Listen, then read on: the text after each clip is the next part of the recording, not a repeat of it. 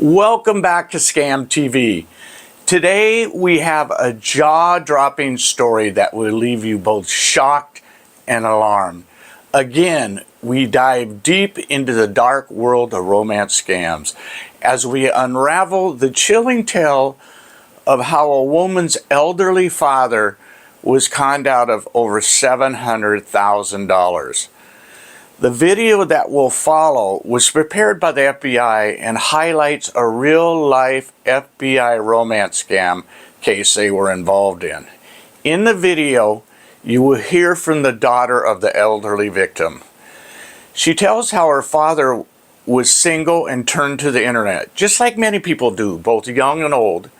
But unfortunately, seniors have become a very large target for not just romance scammers, but for scammers of just about any type of fraud. Since May this month is Older Americans Month, it is important that we recognize them as we highlight that they are a demographic that is often victimized. I was a special agent for approximately 25 years with the federal government. During this time, I investigated numerous complex financial crimes. I would regularly review suspicious activity reports filed by banks from around the country.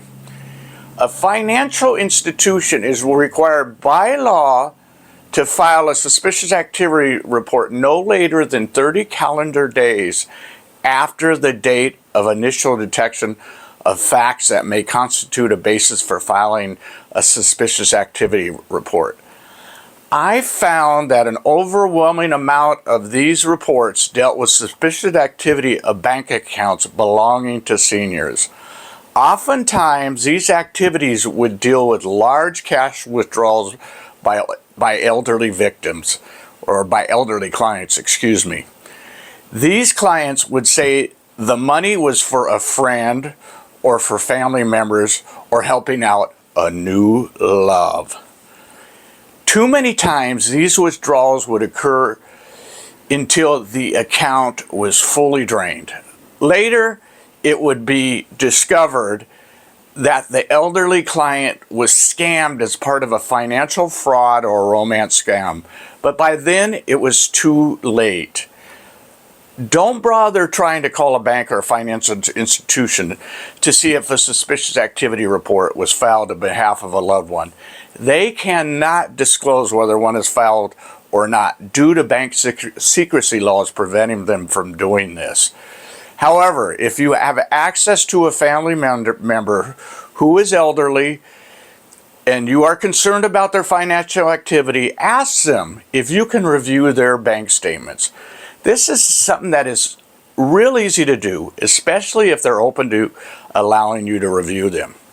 If you do get access to their bank information, look for activity that is suspicious or recurring. One thing to especially look for is withdrawals of amounts right under $10,000. Amounts such as $9,900, $9,600, $9,200, etc. The $10,000 threshold is important because it is the amount by which financial institutions are required by law to file a currency transaction report or CTR. Unfortunately, many types of scams are pulled on our elderly population every day. Because of financial privacy laws, banks can't just call up a friend or family member and say, hey, there's suspicious activity on your dad's or your mother's account, especially if that person does not have signatory authority on the elderly person's account, which leads me to a very, very important point. If possible, ask your elderly loved one for permission to get a copy of their monthly financial statement from their bank. By doing this, you can monitor their account for activity for large or regular withdrawals. I know it's hard to believe that in this modern internet era, many seniors still get hard copies of their monthly bank statements. So you can have them ask their bank to also send you hard copies, or even easier, have them email you a PDF copy of their statements. Also, Many seniors don't even realize that they can access real-time bank balances online. So if you really want to impress them, help them set up an online account access for their bank accounts. These recommendations are under the assumption you or someone else doing this is a trusted friend or family members. Many scammers do these very things for elderly persons with nothing more than bad intentions. So just listen to the so-called reform scammer in this upcoming FBI video. Steal is their main motivation. They don't care about your personal circumstances or your age. Bottom line, have a trusted person oversee a senior family member or friend's financial activities. If your elderly loved one is apprehensive about getting help from you or others, please show them this video. If the victim in the upcoming video had their finances overseen by a trusted person or loved one on a regular basis, we may have a totally different ending. Let's take a look. My father was single. He turned to the internet for, dating and met maryblake123@yahoo.com.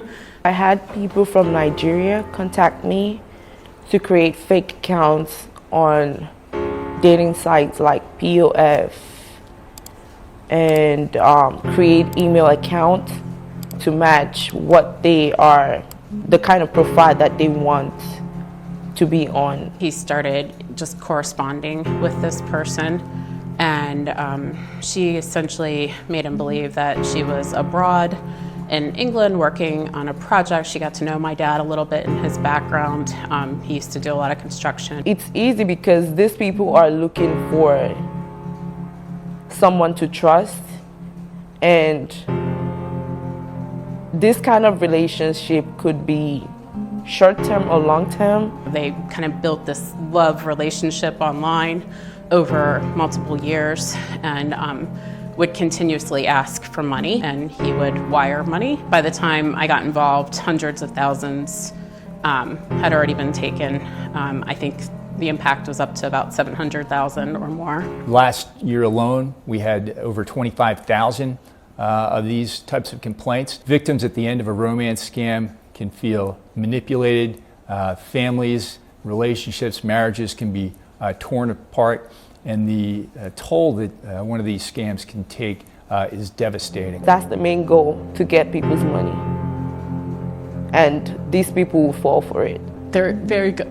They manipulate minds, and they clearly know what they're doing, and they're intentional, and they again, over $700,000 at least is what they stole from my father. He had nothing left, to the point where he stopped taking care of himself. The important thing is just to get the victim talking and just kind of evaluating that relationship, and then just using common sense. If this is someone I've never seen in person, never met in person, that all of a sudden is professing their undying love for me and wants to marry me and spend the rest of their life, and then is asking me for tens of thousands of dollars, that's certainly going to be a red flag.